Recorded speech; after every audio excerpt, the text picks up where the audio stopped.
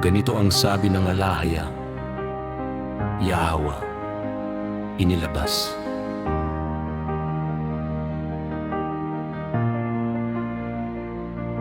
Ko ang bayang ito sa pagkahalipin at ibinigay.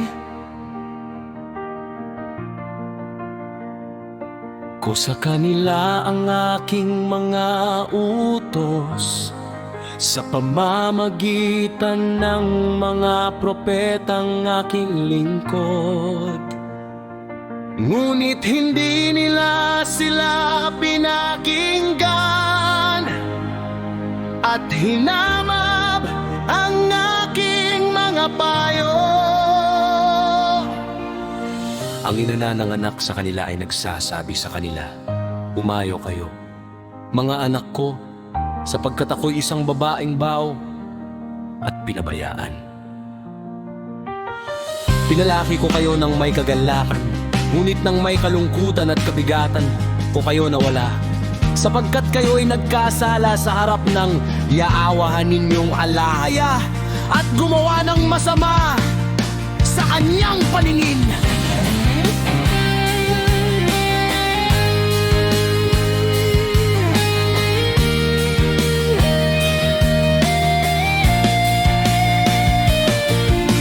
Ano ngayon ang aking gagawin sa inyo? Ako'y isang bao at pinabayaan. Humayo kayo, o aking mga anak, at humingi ng awa sa alahaya.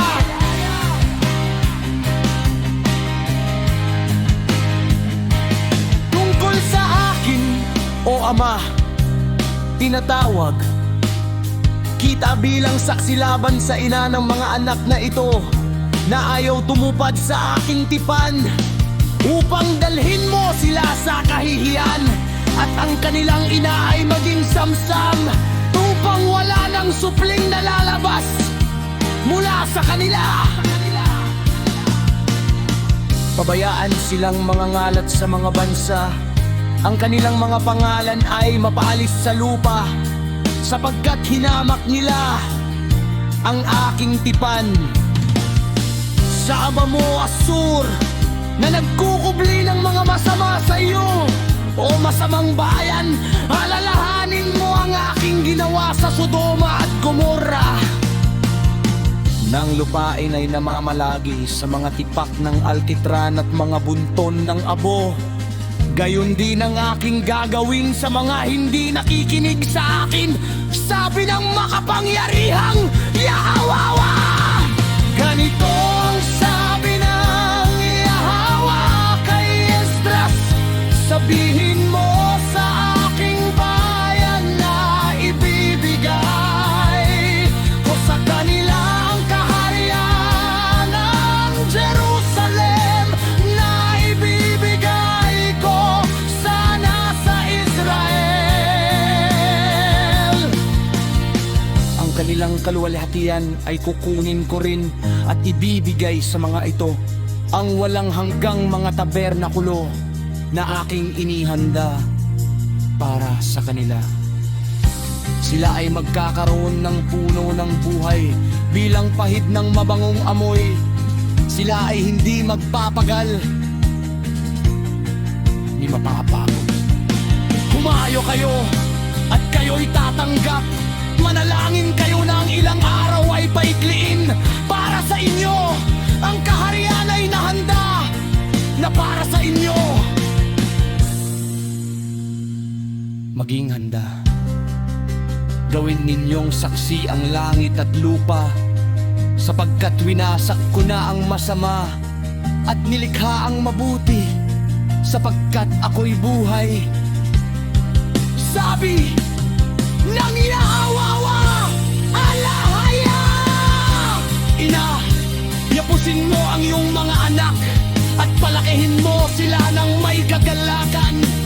Gawin mong matatag ang kanilang mga paa na parang haligi, sapagkat ikaw ay aking hinirang. Sabi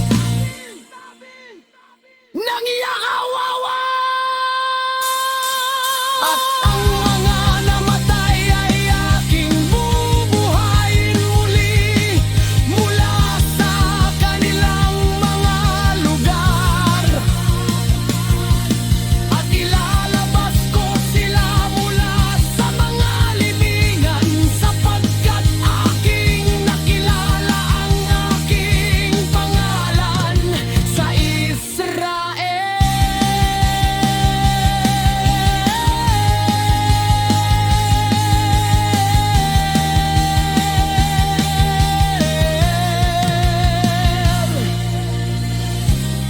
Huwag kang matakot, ina ng mga anak, sapagkat ikaw ay aking hinirang. Sabi ng Yahweh.